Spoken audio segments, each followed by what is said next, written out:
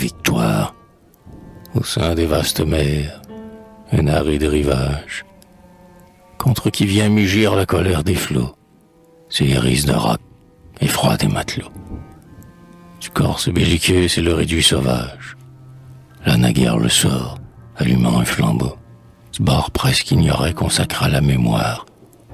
C'est là qu'un jour on vit la gloire apparaître auprès d'un berceau. C'était un jeune enfant d'une illustre naissance. Rien alentour de lui n'annonçait l'opulence. Il sommeillait tranquille, et l'arrêt du destin n'avait point déposé dans sa tremblante main le facile pouvoir d'un sceptre héréditaire. Rien qui d'un roi naissant annonçât la splendeur n'environnait sa couche où veillait une mère. Rien. L'avenir tout seul contenait sa grandeur. La déesse, au regard de la mère étonnée, déroula de son fils toute la destinée, et parmi des brouillards obscurs, lui montra sur d'autres rivages des fêtes, des combats, vaporeuses images, qui dévoilaient les temps futurs. Les avides regards étaient fixés encore, quand le divin tableau tout à coup s'évapore, et un funèbre son retentit alentour. Elle écoute. Ses yeux se remplissent de larmes. C'était le bruit d'un salut d'armes et le roulement du tambour.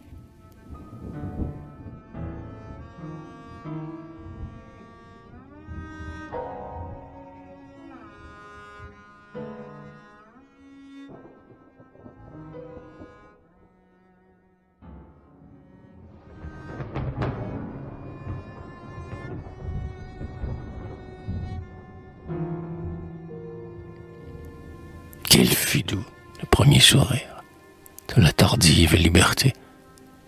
L'homme accueillit avec délire sa naissante divinité.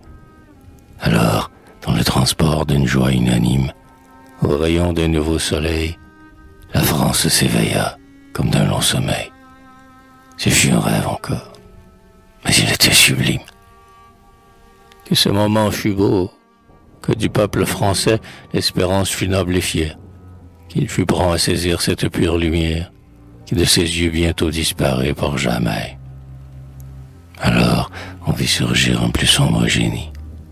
Alors on entendit tout un peuple en courroux crier « Mort à la tyrannie !»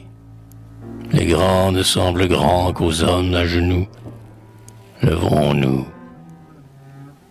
La carrière des camps s'ouvrit brillante encore, sortant de leur obscurité. D'héroïques talents s'empressèrent d'éclore à la voix de la liberté. Mais, puissante au dehors, la patrie égarée par ses fils au-dedans se sentait déchirée. Un signe révéré d'une fausse grandeur. Un trône à tous les yeux étalait sa splendeur. Mais sous la pourpre impériale, des chaînes à ses mains imprimaient leur affront, et la couronne triomphale cachait les mots sanglants qui dévoraient son front. La licence usurpa la place de la divine liberté.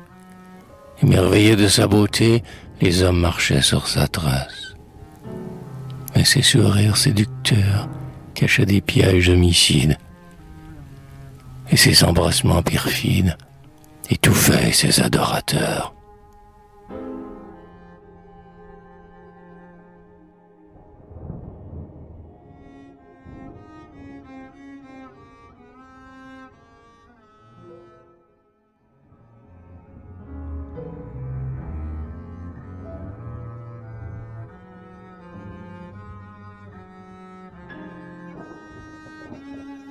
Un régime nouveau, favorable à la France.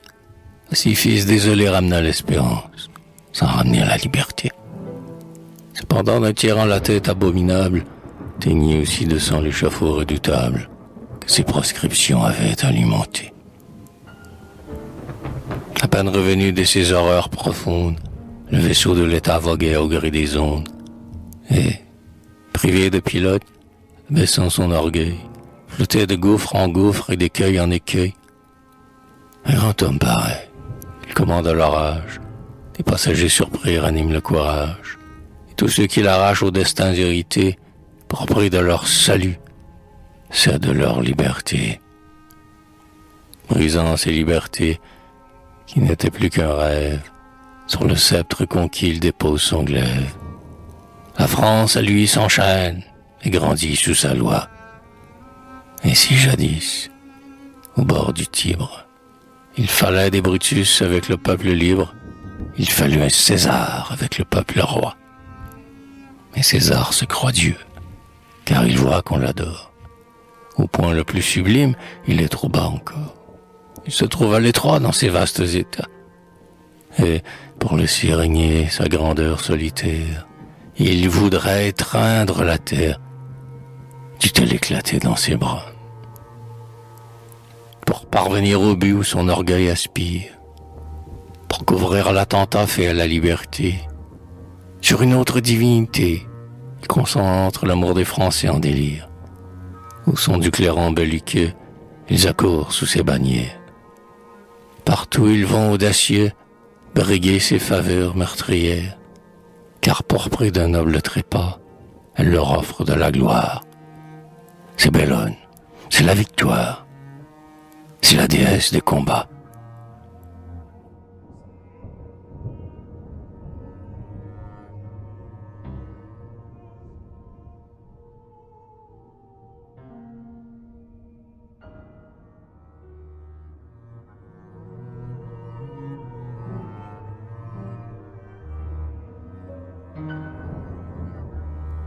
La voyez-vous sans cesse, animant leur cohorte, avec ses ailes d'or, sur leurs pas s'élancer, des cités leur ouvrir les portes, et, comme la terreur, souvent les devancer.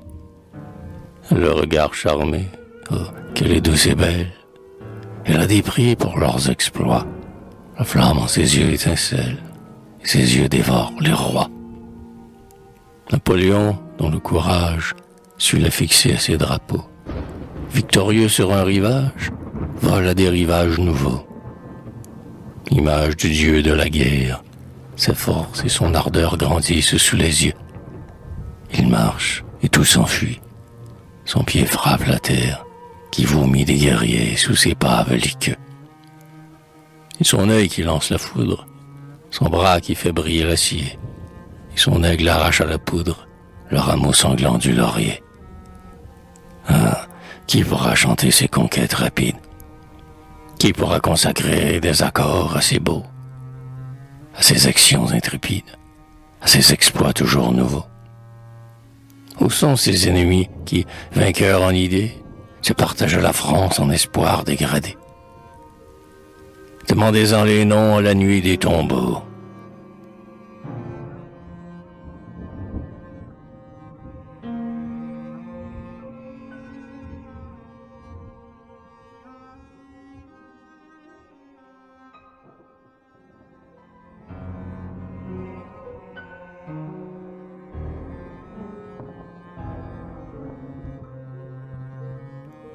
Les Alpes ne sont plus.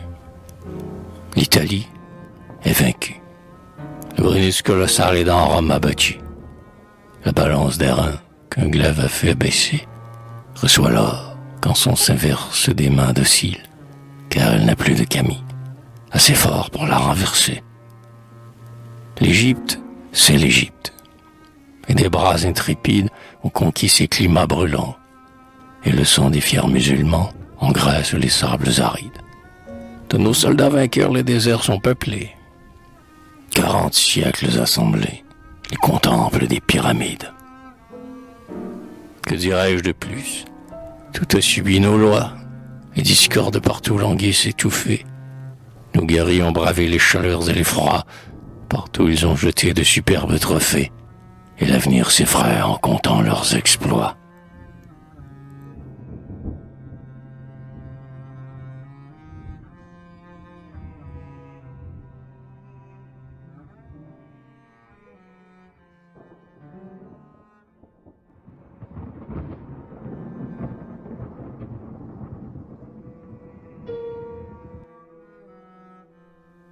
Comme au soleil couchant cette ville étincelle, ces grands monuments que la structure est belle. L'or fait briller au loin les toits de ses palais. C'est Moscou. C'est Moscou. France, encore de la gloire. C'est le plus beau de tes succès. C'est Moscou. Quelle page attachée à l'histoire. Que d'immortalité dans ce cri de victoire.